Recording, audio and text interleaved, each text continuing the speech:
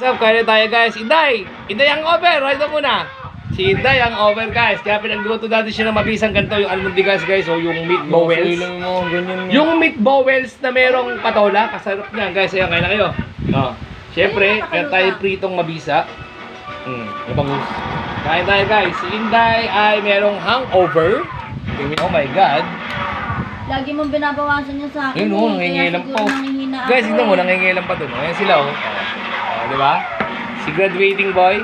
So, ang haba ng bakasyon niya, guys. Kumain na kayo dyan, o. Kumain na kayo dyan. So, yun o. Meat bowels. May meron kang meat bowels sa chicken talk. Ay, mo isda? Ha? Ayaw ko muna. O, mamaya na. Ito muna ako. Sabaw muna ka. Ito muna ako. Tininin. Tininin. Tininin. Sabaw daw muna siya, guys. Kasi alam mo kung bakit? Hangover. Hindi siya nakatinda ng tinda niya, guys. Ako lang meron. Presa mo, pre. So may order tayo ngayong araw na to guys, dalawang 1,000. Kasi tulala-tuloy si Tinay na Nandiyon niya kasi nung may ibang sumasapaw na ano. Ayun na, saan yan? Huwag ka ng andon, kung ano lang.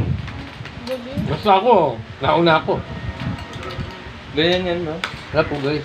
Hindi.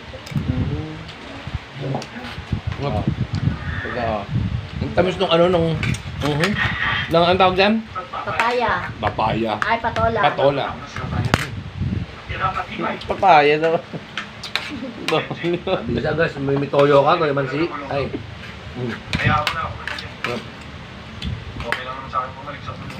Almond, dubulga. Si ano? Tawag ito? Si Alak Pamor. Wala nang dahilan pa ang nagahit pa ako. Yes, Benji, kita kayo. Hindi ko at pantos mo. Ikaw naman eh. Hindi 4. At guys, sa may toyo mansila, mabisa. Na-identify na namin yung mga tawag natin. Hap. Nasaan yung lasa? Alin? Miswa. Hap. Ba't di ba masarap?